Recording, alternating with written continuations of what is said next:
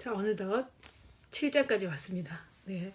그러니까 아무래도 보건 프로그램 지금 개발비 평가에 대한 이제 키포인트 좀 기억해야 될 것, 좀 애매했던 거, 우리가 평상시에 좀 기억하기 어렵고, 다시 봤을 때 이게 뭐더라, 매번 그랬던 그런 부분들을 제가 집중적으로 좀 말씀을 많이 드렸고요.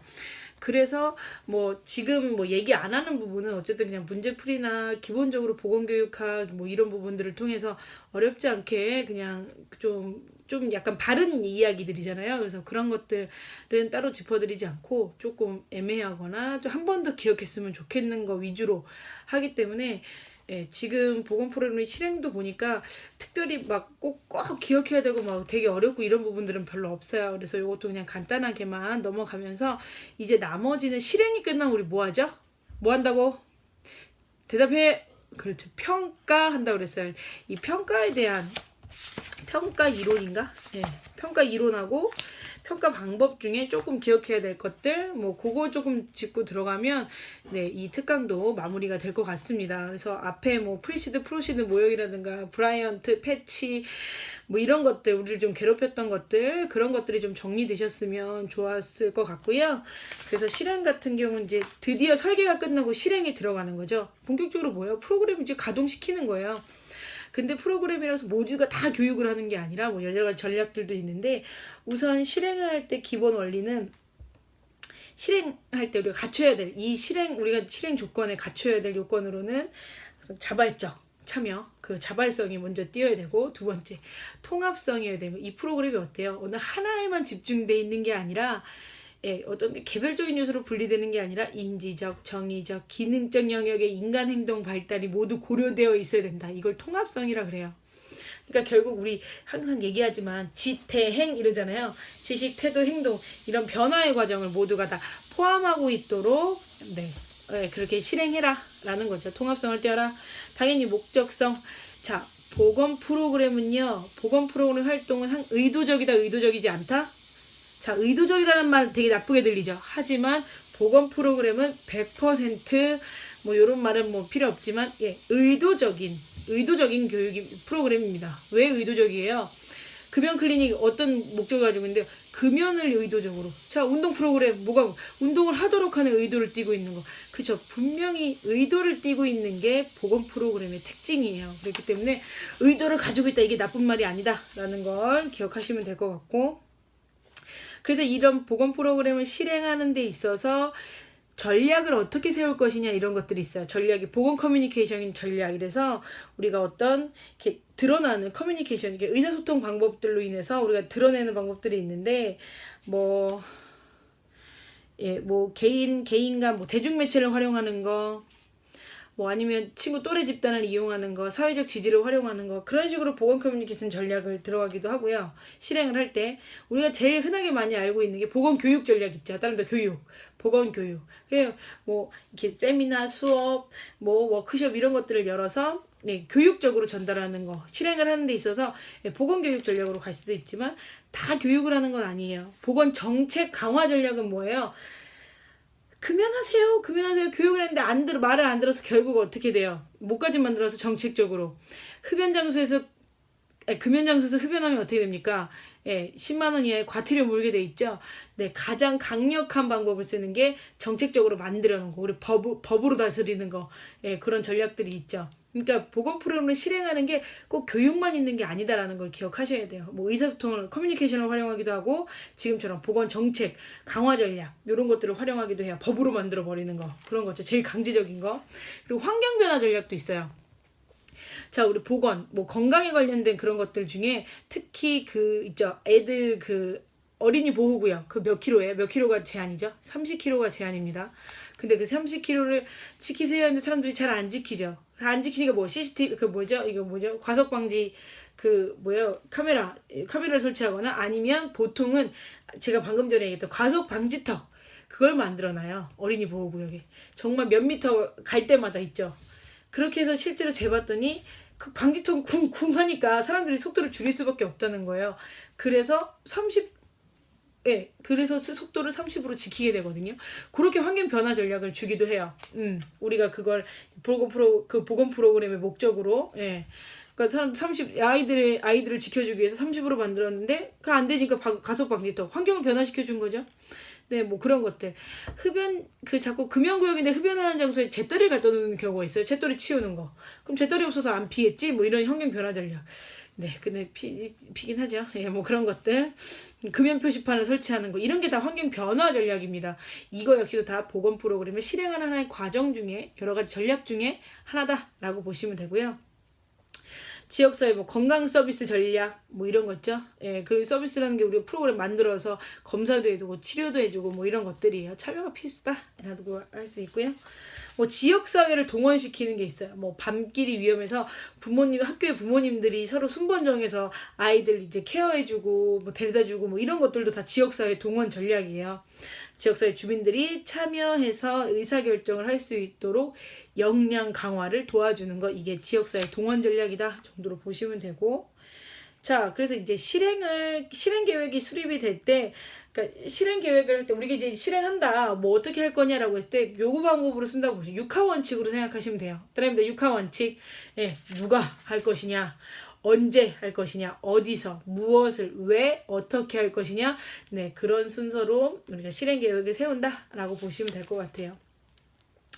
그래서 뭐 준비 단계에 뭘 하냐, 우리가 아까 얘기했던 예산이라든가 뭐 장비, 참가자 이런 것들을 체크하게 되고요. 정리 단계에서는 일단 증빙 자료를 만들어 놔야 돼요. 사진을 찍어 놓습니다. 우리가 교육했어요, 댄스 했어요, 사진 찍어 놔야 나중에 강사료도 주고요. 증빙이 되죠. 우리가 이런 일을 했다. 이런 증빙 자료를 제출하기도 하고, 평가할 땐 결과 보고서 작성까지도 합니다. 자, 실행을 하는 데 있어서요, 마케팅이라는 단어가 또 나와요. 따라합니다. 마케팅. 왜요? 마케팅이 뭔데? 잘 팔아야 되죠. 프로그램 너무 잘 만들어 놨어. 근데 아무도 몰라. 그러면 참여해요, 안 해요? 안 하죠. 참여하게끔 홍보해야 되잖아요. 그게 마케팅이죠. 그래서 우리가 늘 얘기했던 스마트 기획 모형 얘기했던 소비자 중심 뭐 이런 거 얘기했듯이 마케팅 모형의 마케팅 믹스라고 해서 포피 또는 얘기가 나오죠. 뭐 프로덕트, 프라이스, 예, 프로모션, 또 뭐 있었죠? 플레이스, 뭐 이런 4P부터 3P 추가됐다 그랬어요. 퍼스널, 프레젠테이션, 프로세스, 이렇게 해서 7P가 됐다 그랬죠. 네, 그런 마케팅 믹스 전략까지. 네, 그러니까 그런 걸 마케팅 우리 프로그램을 알리기 위해서 요런 아까 4P라고 얘기했던 하나의 상품으로, 우리 프로그램을 상품으로 봐서 전략적으로 홍보하는 거죠.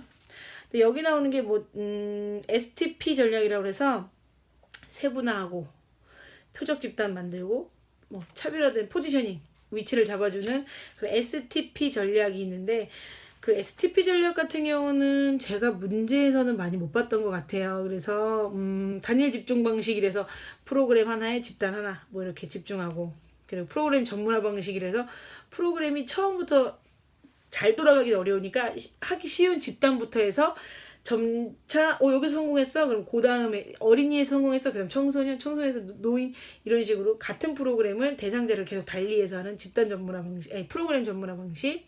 그리고 집단을 이번엔 운동교육, 그 다음에 영양교육, 그 다음에 뭐 금연교육, 이런 식으로 해서 한 집단을 가지고 여러 프로그램을 이용하는 그러니까 집단 전문화 방식 뭐 이런 것들이 있고요.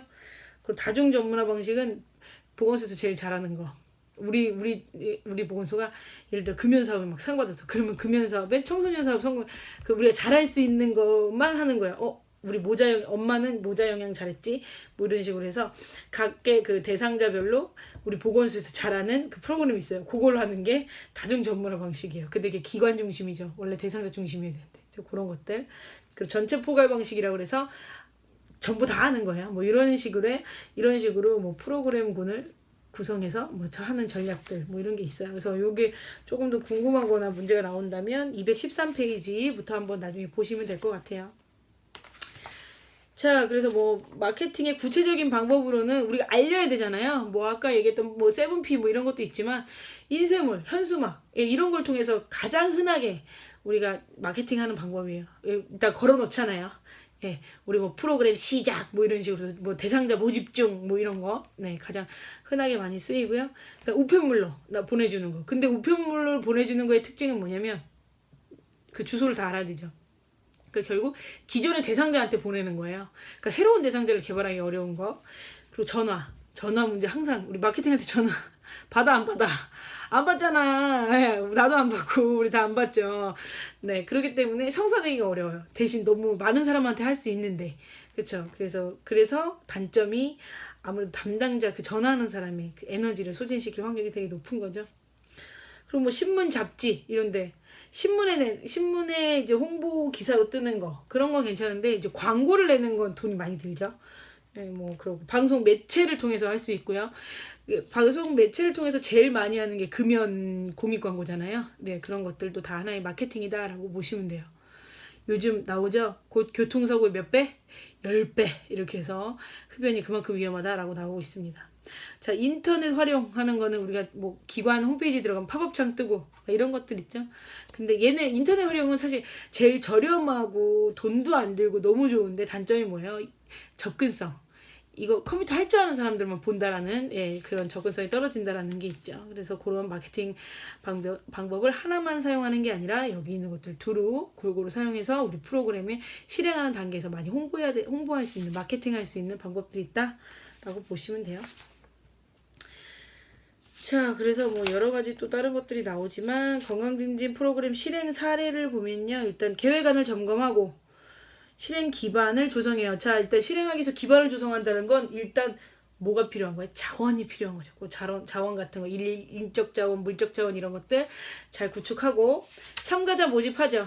예, 참가자가 오셔야 되니까 참가자 모집하고 이제 홍보하고 그러겠죠. 운영 시작하는데 네, 개회식도 간단하게 좀 하고요. 뭐 이벤트도 좀 열고 그리고 그런 것들도 하고요.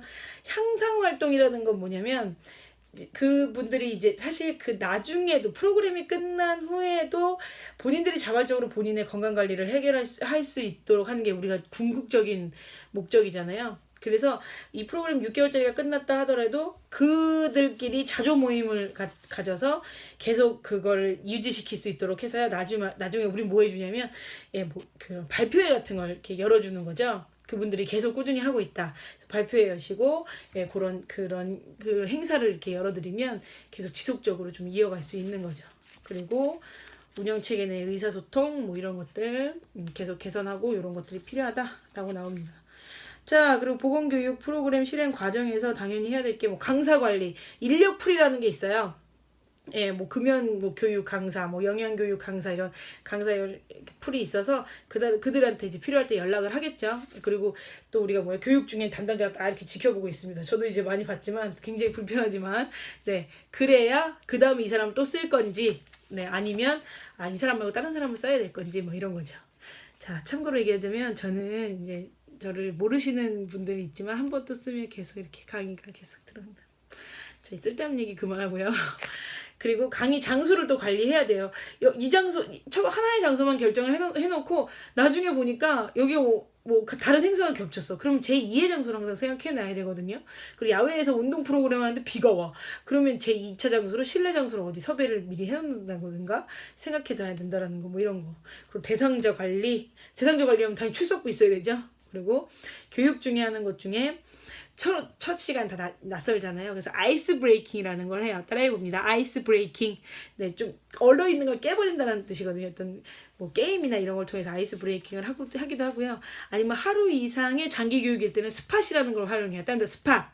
SPOT예요. 그래서 스폿이라고도 하고 스팟이라고도 하는데 그 어떤 프로그램과 프로그램 교과목 사이에 잠시 짬을 내 가지고 주의 환기시키는 여러 가지 이제 뭐 가벼운 퀴즈, 신체 활동 게임, 뭐 장기 자랑, 뭐 자기 소개 뭐 이런 것들이 다 스팟에 속합니다. 그래서 그런 것들로 인해서 재미있게 진행이 되고요.